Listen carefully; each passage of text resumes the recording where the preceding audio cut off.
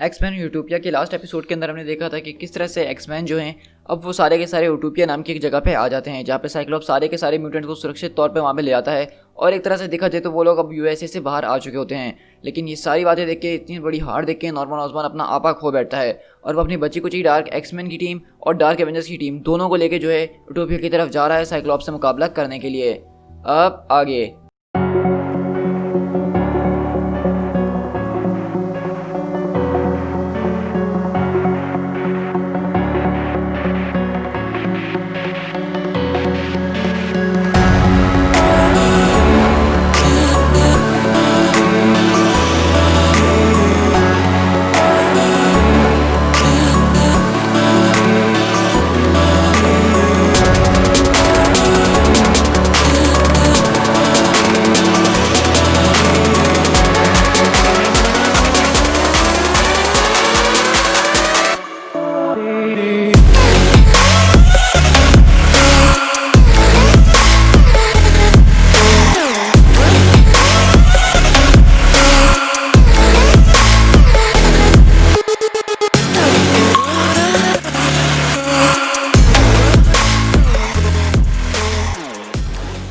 अब इस तरह हम लोग शिफ्ट होते हैं यूटोपिया के अंदर, जहाँ पे नॉर्मन ऑसबॉर्न अपने जहाज में बैठ के यूटोपिया की तरफ आ रहा होता है और साइक्लोप बोलता है कि वुल्वरीन, मैं चाहता हूँ कि तुम्हारी टीम सबसे पहले रेस्क्यू करे उन लोगों को जो कि वुंडेड हैं और उनको अंदर लेके जाए। उसके बाद जब तुम लोग कॉम्बैट रेडी हो जाओ तो यहाँ पे आ जाना। तो लोगन कहता है कि ऑलरेडी हम वो सब कुछ कर चुके हैं स्लिम, अब मैं चाहता हूँ एक ज़बरदस्त किस्म की फाइट लड़ना यहाँ पे। तो साइक्लोप बोलता है कि ये तो बहुत ही अच्छी बात है, मैं भी यही चाहता हूँ। और बाकी के सब बैटल स्टेशंस, एमा, हर कोई जो है एक साइचिक कांटेक्ट के अंदर रहेगा तुम्हारे जरिए, क्योंकि अब वक्त आ गया है ताकि मैं देख सकूँ कि मैं अपने आप को जितना स्मार्ट समझता था क्या मैं वाकई में उतना स्मार्ट हूँ। तो वहीं पे ऑसबॉर्न बोलता है कि मिस्टिक, तुम मेरे साथ यहीं पे रहना और तुम्हें जो है अपने कैरेक्टर के अंदर ही रहना होगा, क्योंकि तुम कैमरास वगैरह से बात करने वाली हो और मेरी बात पे विश्वास करो कि यहाँ पे बहुत ज़्यादा कैमरास होने वाले हैं और बाकी के सब तुम लोगों को वही करना है जो तुम लोग करते आते हो। और वहीं पे साइक्लोप बोलता है कि वुल्वरीन, X-23, तुम लोग जाओगे फर्स्ट वेव से लड़ोगे, तुम लोगों को जो है ओमेगा और डेकिन दोनों को आउट करना है। तो लोगन बोलता है कि सही है बॉब, मैं जा रहा हूँ। और इस तरह X-23 भी लोगन के साथ आगे बढ़ती है उनसे मुकाबला करने के लिए। और वहीं पे साइक्लोप बोलता है कि बाकी के सब इधर से उधर फैल जाओ। और इस तरह हम देखते हैं कि वहीं से हॉकाई जो है जब अपने जहाज से होता है तो ज़बरदस्त किस्म से अपने रिफ्लेक्सेस का इस्तेमाल करते हुए आता है और एक एक करके तीर सबको मार रहा होता है। और वहीं पे साइक्लोप बोलता है कि ओ माय गॉड, ज़रा ये तो देखो कि इसने बुलजाई को एक हीरो बना दिया है, ऑसबॉर्न ने एक हीरो की तरह रिप्रेजेंट कर रहा है। और वहीं पे उनकी तरफ आके बड़े बड़े तीर घुस रहे होते हैं, लेकिन जो लोग उससे बच पाते हैं वो बच जाते हैं और बाकी लोगों को तीर लग जाते हैं। और वहीं पे साइक्लोप चिल्लाता है कि वॉरेन, देख सकते हो कि वो सामने बुलजाई है, मैं चाहता हूँ कि तुम सबसे पहले इसको यहाँ से निकाल के बाहर फेंक डालो, ये हमारे लिए काफ़ी मुसीबत कर सकता है। और यहीं पे हम इस तरह से देखते हैं कि एंजल यानी कि वॉरेन जो होता है वो अपने उड़ते हुए जाता है स्पीड से और वहाँ से हॉकाई को अपने साथ उठाता है और ले जाता है उड़ाते हुए। और वहीं पे हम देखते हैं कि मिस मार्वल को वो लोग पकड़ते हैं म्यूटेंट्स और बोलते हैं कि तुम्हें हम याद आ गई क्या, तुम्हें कैस्ट्रो याद है कि तुमने हमारे साथ क्या करा था, अब उस सब का मुकाबला करने का वक्त आ गया है। और इस तरह हम देखते हैं कि वैनम जो है वो वहाँ पे क्लॉसस की तरफ बढ़ रहा होता है और क्लॉसस बोलता है कि ठीक है तुम मेरी तरफ आओ, हमारे बीच एक अनफिनिश बिजनेस रह गया था, अब उसको सॉल्व करने का वक्त आ ही गया है। और वो वहाँ पे वैनम भी बोलता है कि ठीक है आ जाओ, फिर इंतजार किस बात का है। और इस तरह हम देखते हैं कि क्लॉसस और वैनम दोनों के बीच एक ज़बरदस्त फाइट शुरू होती है। और वहीं पे डेकिन बोलता है कि रियली लोगन, एक लड़की को तुम लेकर आ रहे हो, एक लड़की को रास्ते में लेकर आ रहे हो, मैं उसको ऐसी स्लाइस करके फेंक दूंगा, तुम्हें शर्म आनी चाहिए। तो वहीं पे X-23 आती है लॉरा और बोलती है कि मैं किसी की पालतू कुत्ता नहीं हूँ जो उसके कहने के मुताबिक चलूंगी। और वो सीधा आती है और डेकिन से ज़बरदस्त किस्म का मुकाबला करना शुरू करती है। और वहीं पे हम देखते हैं कि ओमेगा जो है अपनी पावर्स को ओवरलोड कर रहा होता है और बोलता है कि यहाँ पे ऐसी कौन सी चीज़ है जो मुझे मार सकती है, यहाँ पे ऐसी कौन सी चीज़ है जो कि मेरी रैत को रोक सकती है। और वहीं से हम देखते हैं कि लोगन आता है पीछे से उछलता हुआ और अपने क्लॉस सीधा ओमेगा की छाती के अंदर घुसा देता है। वहीं पे लोगन बोलता है कि तुमने पहले भी हमारे काफ़ी लोग मार दिए थे नॉर्थ के अंदर बब, और इस बार मैं तुम्हें यहाँ से जाने नहीं दे सकता था, समझ में आई तुम्हें। और हम यहाँ से एक दूसरी तरफ शिफ्ट होते हैं यानी कि हॉकाई के पास, जो कि उसको वॉरेन ने उठा के किसी जंगल के अंदर फेंक दिया होता है। और वो बोलता है कि बर्डमैन, आखिरकार तुम कहाँ गए हो, तुम मुझे इस तरह से यहाँ से बाहर नहीं निकाल सकते हो, व्हाट द हेल, आखिरकार तुम गए तो गए कहाँ हो, मेरे सामने आओ। लेकिन हम देखते हैं कि एंजल वहाँ पे अपने आर्क एंजल वाले रूप के अंदर आता है और बोलता है कि मैं तो ठीक तुम्हारे सामने हुई हूँ मर्डरस बास्टर्ड, आओ अब मुकाबला करें। और इस तरह हम देखते हैं कि उन दोनों के बीच एक फाइट शुरू होती है। और इसी तरह हम लोग शिफ्ट होते हैं क्वीन जेट की तरफ, जहाँ से ऑसबॉर्न की बाज की बची हुई टीम यानी कि एरीज, सेंट्री और ऑसबॉर्न खुद वहाँ पे निकलता है और बोलता है कि बिग गन्स, अब वक्त आ गया है, ओपन फायर। मतलब ऑसबॉर्न अपनी बिग गन्स लेकर आया है जिसमें एरीज और सेंट्री हैं। और वहीं पे एमा बोलती है कि नेमोर, अब वक्त आ गया है। तो नेमोर बोलता है कि ठीक है, मैं जाऊँगा और सेंट्री को रोकूंगा। और इस तरह हम देखते हैं कि सेंट्री और नेमोर एक साथ जाके क्लैश करते हैं और आसमान के अंदर एक रोशनी चमकती है। और वहीं पे दूसरी तरफ जो है एरीज भी लैंड करता है और बोलता है कि वॉर, मुझे वॉर चाहिए और ये वही वॉर है। और यहीं से ऑसबॉर्न आता है स्कॉट की तरह उस पर अटैक करते हुए बोलता है कि स्कॉटी बॉय, तुमने सुना ना मेरे आदमी ने क्या कहा कि उसको क्या चाहिए, तो अब उसको लेट डाउन नहीं करना बिल्कुल भी। और यहीं से हम देखते हैं कि नेमोर जो है सेंट्री से मुकाबला लिटरली यहाँ पे कर रहा होता है, जो कि हमने कभी सोचा नहीं था। और वहीं पे सेंट्री बोलता है कि ये तुम क्या करने की कोशिश कर रहे हो, क्या तुम्हें लगता है कि तुम मुझे रोक पाओगे लिटिल मैन? तो वो बोलता है कि नहीं, मैं शायद तुम्हें रोक ना पाऊँ, लेकिन थोड़ी देर के लिए तुम्हारा ध्यान तो जरूर ही भटका पाऊंगा। और इस तरह हम देखते हैं कि वहाँ पे नेमोर जो है घसीटते हुए एरीज को अपने साथ बिल्डिंग्स के आर पार ले जा रहा होता है, यहाँ से वहाँ। और वहीं पे साइक्लॉप भी ऑसबॉर्न के ऊपर अटैक करता है अपनी बीम से और बोलता है कि ऑसबॉर्न, ये तुम्हारी जंग है, हमारी नहीं। तो ऑसबॉर्न बोलता है कि हाँ, तुम्हारे लोग सबके सामने आए और मुझे पागल बनाए, और तुम लोग इस दुनिया के सामने साबित कर दो कि मैं एक बहुत बड़ा स्टूपिड हूँ। हो सकता है कि ये जंग तुम्हारी ना हो, लेकिन ये जंग तुम्हारे पास आ जरूर रही थी। और वो जो है साइक्लॉप के ऊपर जोरदार एक अटैक करता है। और यहीं पे हम देखते हैं कि एरीज जो है वो जबरदस्त किस्म से अपना एक्स चला रहा होता है, यहाँ पे हर जगह पे तोड़फोड़ मचा रहा होता है। और वहीं पे ऑसबॉर्न जो है स्कॉट को अपने हाथों के अंदर उठा लेता है और बोलता है कि स्टैंड डाउन स्कॉट, अब बस ये खत्म कर दो कहानी, तुम यहाँ पे जीत नहीं सकते हो हमसे, तुम यहाँ पे हार जाओगे। यहाँ पे सिर्फ तुम्हारी टीम नहीं हारेगी, बल्कि तुम्हारी पूरी की पूरी टीम, बल्कि तुम्हारी पूरी की पूरी काइंड, वो यहाँ पे आज हार जाएगी। और इसी तरह हम देख रहे होते हैं कि सेंट्री और नेमोर जो है बहुत बुरी तरीके से लड़ रहे होते हैं और पूरा शहर तबाह हो रहा होता है। लेकिन वहीं पे साइक्लॉप, जिसको ऑसबॉर्न ने उठाया हुआ होता है, और वो बोलता है कि ओ ऑसबॉर्न, काश तुम चीज़ों को उस तरह से देख पाते जिस तरह से मैं देख रहा हूँ, क्योंकि अगर तुम उस तरह से देखते तो तुम्हारे सामने एक इंटायरली नया पर्सपेक्टिव आ जाता।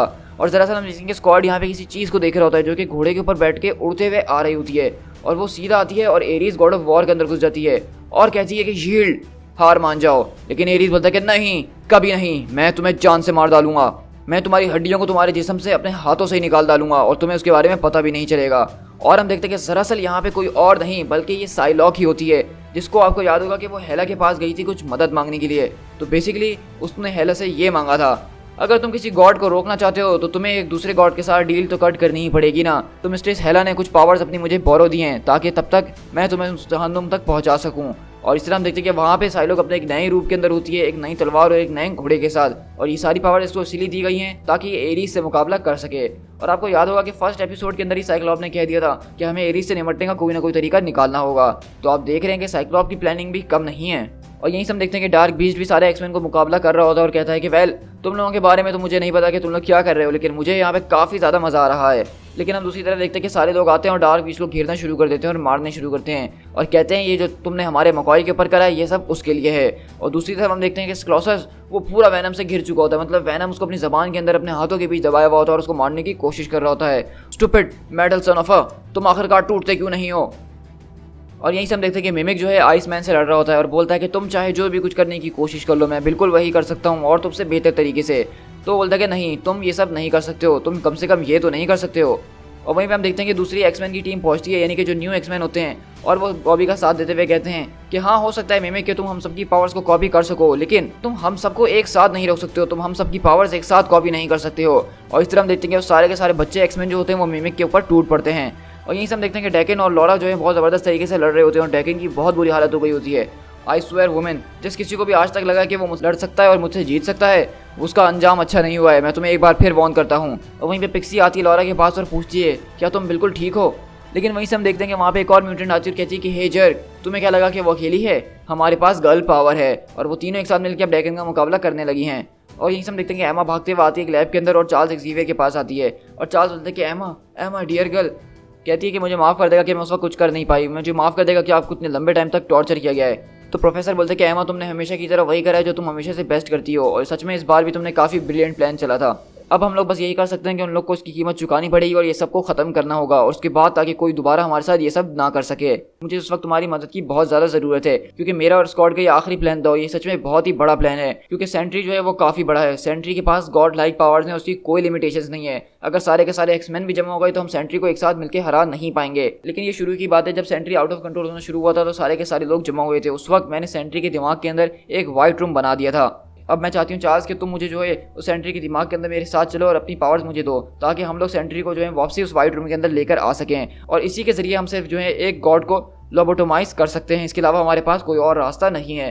तो वाइट रूम के हवाले से जिन लोगों को नहीं पता है तो मैं थोड़ा सा रोक के यहाँ पे आपको हिस्ट्री देना चाहूँगा, क्योंकि सेंट्री के शुरू के कॉमिक्स की बात है जो न्यू एवेंजर्स की मेरे ख्याल में इशू नंबर 9 या 10 था, जो कि मैं अपने चैनल पे बहुत पहले शेयर कर चुका हूँ, जिसमें सेंट्री जो है पहली बार दुनिया के सामने आया था और यहाँ पे फर्स्ट टाइम हमने इल्यूमिनाटी की टीम को भी कॉमिक्स के अंदर देखा था। तो वहीं पे जब सेंट्री नया नया आता है और सबकी पावर्स आउट ऑफ कंट्रोल हो रही होती है तो वहाँ पे सारी की सारी सुपर हीरो कम्युनिटी पहुंच जाती है उसको रोकने के लिए। लेकिन वहीं पे एमा फ्रॉस्ट जो है अपने साइकिक का इस्तेमाल करती है, उसके दिमाग के अंदर एक वाइट रूम बना देती है जो कि दरअसल एक सेफ रूम है, जिसमें एमा को पता है कि किस तरह से इस्तेमाल करके सेंट्री को जो है लोबोटोमाइज हमेशा कर सकती है। और इसी तरह हम देखते हैं कि एमा फ्रॉस्ट उसी वाइट रूम का इस्तेमाल कर रही है यहाँ पे सेंट्री को हराने के लिए, क्योंकि वो जानती है कि वो लोग जितनी भी फोर्स इस्तेमाल कर लें सेंट्री के खिलाफ वो बेकार है। और वो यहाँ से सीधा जो है वाइट रूम के अंदर आती है जहाँ पे एक उसको ब्लैक होल नजर आ रहा होता है और वो उस ब्लैक होल के अंदर झांकती और कहती है कि बॉब तुम वहाँ पे क्या कर रहे हो। तो वहीं पे बॉब खड़ा हुआ और कहता है कि मैं यहाँ से बाहर नहीं निकल पाऊंगा एमा, मुझे लगा था कि तुम मेरी मदद कर पाओगी, ये आखिरकार दोबारा क्यों हो रहा है। तो वहीं पे एमा पूछती है बॉब क्या तुम जानते हो कि तुम इस वक्त कहाँ पे हो, या फिर तुम ये जानते हो कि मैं कौन हूँ। तो कहता है कि ऑफ कोर्स मैं तुम्हें जानता हूँ, तुम एमा फ्रॉस्ट हो, लेकिन मुझे ऐसा देख के लगता है कि तुम मुझे जो है भूल चुकी हो। तो कहती है कि नहीं नहीं बिल्कुल भी ऐसी कोई बात नहीं है बॉब, हम सब जो है तुम्हें याद करते हैं बॉब, तुम आखिरकार चले कहाँ गए थे, हम सबको तुम्हारी ज़रूरत है और अब हम चाहते हैं कि तुम वापसी लौट के हमारे पास आ जाओ जस्ट फॉर अ सेकंड। तुम्हें क्या लगता है इस बारे में, क्या तुम ये कर पाओगे। तो बॉब बोलता है कि ओ मैन मुझे नहीं पता कि मैं कर पाऊंगा कि नहीं, क्योंकि काफ़ी लंबा वक्त हो गया है कि मैं यहाँ पे फंसा हुआ हूँ, ये बहुत ज़्यादा वक्त हो गया और मुझे नहीं पता सच में कि मैं ये करूँगा तो कैसे करूँगा। लेकिन एमा वहीं पे अपना हाथ बढ़ाती है और कहती है कि हेयर डार्लिंग फ्रेंड्स होते किस लिए, एक दूसरे की मदद करने के लिए, आओ मेरे हाथ पकड़ो। और इस तरह हम देखते हैं कि एमा उसका हाथ पकड़ती है, उसको बेसिकली ब्लैक वाले पोर्शन से निकाल के व्हाइट में खींचने की कोशिश कर रही होती है। और इस तरह हम देखते हैं कि वो बॉब को खींच के वापसी जो है व्हाइट रूम के अंदर ले आती है। बॉब तुम्हें क्या ये जगह याद है, हमने इसको इसलिए बनाया था कि इन केस अगर कुछ गलत हो जाए। तो वो कहता है कि क्या मतलब, क्या मुझसे कोई गलती हो गई है, क्या मैंने कुछ कर दिया है और क्या हमें यहाँ पे कोई बातचीत वगैरह करने की ज़रूरत है। तो कहती है कि ये वही जगह है बॉब जिसको हम दोनों ने मिलकर बनाया था, ये वो जगह है जहाँ पे तुम अपना कंट्रोल वापसी हासिल कर सकते हो, ये वो जगह है जहाँ पे हम लोग वॉइड को जो है पीछे धकेल के रख सकते हैं और उसको कभी आने नहीं देंगे बॉब। और मैं इस वक्त यही चाहती हूँ बॉब कि तुम बिल्कुल ऐसे ही करो कि तुम उसको अपने से दूर करके रखो और वापसी ठीक हो जाओ और हमारे पास लौट कर आ जाओ। और इस तरह उसकी आंखों में वो देख रही होती है और बोलती है कि ओ माय गॉड आखिरकार मैंने ये सब क्या कर दिया है। लेकिन यहीं से अगले पल हम देखते हैं कि जब ये दिमाग के अंदर एमा उसकी कर रही होती है तो सेंट्री वहाँ से भागता हुआ दूर जाता है और एमा के दिमाग के अंदर हम देखते हैं कि हर तरफ जो है वॉइड हावी होना शुरू हो जाता है, मतलब ये वाइड रूम को भी क्रैक करके अब वॉइड आने लग गया है जो कि इतने टाइम से उससे दूर रखा हुआ था। और एमा चिल्लाती है कि चार्ल्स, तो बोलता कि क्या हुआ। तो कहती है कि मैं इसको और ज़्यादा होल्ड करके नहीं रख सकती हूँ, वो बहुत ज़्यादा शक्तिशाली है, स्कॉट मुझे तुम्हारी मदद की ज़रूरत है। और इस तरह हम देखते हैं कि एमा को एक जोरदार झटका लगता है और उसके झटके की वजह से हम देखते हैं कि वो अपने डायमंड की फॉर्म में आ जाती है। और प्रोफेसर बोलता है कि एमा चाहे कुछ भी हो जाए तुम्हें अपनी डायमंड की फॉर्म से वापसी बदलने की कोई ज़रूरत नहीं है, इसी के अंदर रहो, क्योंकि मैं देख सकता हूँ कि तुम्हारे अंदर वॉइड का छोटा सा हिस्सा जो है वो तुम्हारे साथ चिपक गया है। और हम देखते हैं कि एमा के सिर के ऊपर कुछ ब्लैक ब्लैक वॉइड जैसा नजर आ रहा होता है और दूसरी तरफ हम देखते हैं कि सेंट्री अर्थ से निकल के बाहर जा रहा होता है और उसका पीछे जो है वॉइड कर रहा होता है, मतलब एमा ने जो अपनी ट्रिक चलने की कोशिश करी उसके जरिए उसने वॉइड को दोबारा से सेपरेट कर दिया कुछ टाइम के लिए और सेंट्री इस चीज़ से डर के भाग रहा है। लेकिन हम देखते हैं कि इसके चक्कर में जो है एमा के साथ भी कुछ ऐसा हो गया कि उसके पास थोड़ी सी वॉइड की शक्तियां आ गई हैं, वॉइड उसके साथ जुड़ चुका है। और हम देखते हैं कि ऑसबॉर्न और साइक्लॉप भी फाइट के अंदर यही देख रहे होते हैं कि सेंट्री किस तरह से भाग रहा है और उसके पीछे वॉइड भाग रहा है। तो गैस करो अब हमने बोर्ड से किसको हटा दिया है, जीनियस। तो वहीं पे ऑसबॉर्न को गुस्सा आ जाता है और बोलता है कि बस बहुत हो गया, ये मुस्कुराना बंद कर दो और ये हंसना बिल्कुल भी अच्छा नहीं लग रहा मुझे, ये कोई गेम नहीं है, हमारे पास अभी भी एरीज मौजूद है, एरीज तुम लोग का बहुत कुछ बिगाड़ सकता है। तो वहीं पे साइक्लॉप पूछता है अच्छा वाकई में क्या एरीज अभी भी हमारे पास मौजूद है, क्योंकि अगर मैं तुम्हारी जगह होता तो मैं शायद उसकी परवाह इस वक्त कर रहा होता। और हम देखते हैं कि एरीज को सारे के सारे बड़े बड़े एक्समैन जो हैं यानी कि साइलॉग जिसके पास ज़बरदस्त किस्म की पावर है और बाकी सारी लड़कियां उन्होंने घेर लिया होता है कि वुमेन जिसको तुम आर्ट कहती हो वो मेरी नज़र में कोई आर्ट नहीं है, वो सिर्फ एक दिखावा है और कुछ भी नहीं। और इस तरह हम देखते हैं कि वहाँ पे एरीज अपना एक्स लेता है और जोरदार उसको एक्स से अपने मारता है, लेकिन वहीं पे साइलॉग अपनी पावर्स को दोबारा रीगेन करती है और वो तलवार सीधा जो उसके पेट के अंदर घुसाती है और वो बोलता है कि ये क्या तुम्हारी शक्तियाँ ये कैसे हो गई हैं, क्योंकि मैंने यहाँ पे प्लान नहीं किया था, मैं किसी वैल्किरी से लड़ने वाला हूँ। तो दरअसल अब देख रहे हैं कि हेला ने यहाँ पे जो है साइलॉग को एक वैल्किरी की पावर दे दी है। वो कहती है कि नहीं तुम्हें क्या लगा, मैं कोई सिर्फ वैल्किरी नहीं हूँ, मुझे बनाया गया है ताकि मैं किसी गॉड को रोक सकूँ, तो इसलिए एरीज मैं कहती हूँ कि तुम रुक जाओ अब। और हम देखते हैं कि एरीज अपने घुटनों के ऊपर आ जाता है और ये देख के ऑसबॉर्न जो है साइक्लॉप को छोड़ता और कहता है कि नहीं नहीं नहीं नहीं ये नहीं हो सकता। लेकिन वहीं पे हम देखते हैं कि ओमेगा अपनी पूरी की पूरी शक्तियाँ लोगन के ऊपर इस्तेमाल कर रहा होता है, उसको ब्लास्ट कर रहा होता है, उसको बम्बार्ड कर रहा होता है और कहता है कि गिरो गिरो तुम आखिरकार गिरते क्यों नहीं हो। लेकिन वहीं पे लोगन के पास क्योंकि ज़बरदस्त किस्म का हीलिंग फैक्टर है, वो अपने क्लॉज निकालते हुए अभी भी उसी की तरफ बढ़ रहा होता है और कहता है तो यही तुम्हारे लिए सबसे बेस्ट है जो तुम कर सकते हो, मेरे ख्याल से तुम्हें अगर मुझसे लड़ना है तो उससे ज़्यादा की किसी चीज़ की ज़रूरत होगी। और हम देखते हैं कि इस तरह दूसरी तरफ हम देखते हैं कि डैकिन को सारे के सारे एक्समैन जो होती हैं उन्होंने घेर लिया होता है और लॉरा अपने क्लॉज उसके अंदर घुसा देती है और वहीं पे बाकी के जो मेंबर होते हैं सर्ज वगैरह वो भी आते हैं उसके ऊपर और अटैक करते हैं और आर्मर भी उसको कूट रही होती है। लेकिन यही से हम देखते हैं कि सेंट्री वो स्पेस के अंदर भाग रहा होता है और उसके पीछे वॉइड आ रहा होता है और कहता है कि नहीं तुम मुझसे नहीं भाग सकते हो बॉब, तुम हमेशा मुझसे भागते रहते हो लेकिन अब और नहीं भाग पाओगे। और इस तरह हम देखते हैं कि मिमिक उसकी तो यहाँ पे दुर्गत बन रही होती है सही वाली, और वो बोलता है कि ये बहुत ज़्यादा है मैं इनसे नहीं लड़ सकता हूँ। और ये देख के ऑसबॉर्न को गुस्सा आता है और अपना रिपर्सल चार्ज करते हुए बोलता है कि डैम यू समर्स मैं तुम्हें छोड़ूंगा नहीं, मैं यहाँ पे हार नहीं मान सकता हूँ, मैं बहुत ज़्यादा करीब हूँ। लेकिन मिस मार्वल आती है और कहती है कि ऑसबॉर्न ऑसबॉर्न नॉर्मन मेरी बात सुनो, क्या हो गया है कार्ला, आखिरकार तुम्हें मुझसे इस वक्त क्या चाहिए। तो वहीं पे कार्ला यानी कि मिस मार्वल जो इसको समझाने की कोशिश करती है, ऑसबॉर्न हमें यहाँ से निकलना होगा, तुम समझ नहीं रहे हो मेरी बात, ये लोग बहुत ज़्यादा हैं ऑसबॉर्न, अगर हमने इनमें से सबको मार भी दिया तो हम यहाँ पे कुछ नहीं जीतने वाले हैं, हमें जो है इनमें से सबको मारना होगा तभी जाके हम इस जंग को जीत पाएंगे। तो ऑसबॉर्न बोलता है तो क्या हुआ, इन सारे के सारे बास्टर्ड्स को जान से मार डालो, मुझे इनकी कोई परवाह नहीं है। लेकिन वहीं पे मिस मार्वल बोलती है कि जरा पलट के तो देखो, और हम देखते हैं कि दरअसल वहाँ पे ऑसबॉर्न के पीछे पूरी की पूरी एक्समैन कम्युनिटी एक साथ मिलकर खड़ी हुई है। उसमें वुल्वरीन होता है, X-23 होती है और सारे के सारे एक्समैन यहाँ पे मौजूद होते हैं। और पिक्सी बोलती है कि मिस्टर ऑसबॉर्न हम सबके सब एक्समैन हैं अब। और साथ में हम देखते हैं कि यहाँ पे न्यूज़ रिपोर्टिंग वाले कैमरास भी मौजूद होते हैं और सब ये सब लाइव इस वक्त जा रहा होता है। तो साइक्लॉप बोलता है कि मैंने तुम्हें चांस देने की कोशिश करी थी ऑसबॉर्न, मैंने तुम्हें समझाने की कोशिश करी थी कि तुम सरेंडर कर दो, लेकिन तुमने मेरी नहीं सुनी। तो ऑसबॉर्न यहाँ पे बिल्कुल जो है हक्का बक्का रह जाता है इतने सारे एक्समैन को देख के और प्रेस वालों को देख के भी। तो वहीं पे मिस मार्वल बोलती है कि इस वक्त हमें पूरी की पूरी दुनिया देख रही है नॉर्मन, अगर हमने यहाँ पे किसी एक को भी मारने की कोशिश करी तो ये सब हमारे ऊपर चढ़ जाएंगे और हम जिंदा नहीं बचने वाले हैं। और सारे के सारे न्यूज़ चैनल्स की नज़र भी इस वक्त हमारे ऊपर है, अगर हमने कोई भी गलत कदम उठा लिया जज्बात में आके तो हमारे लिए बहुत महंगा पड़ सकता है, हम हर जगह न्यूज़ के अंदर मशहूर हो जाएंगे।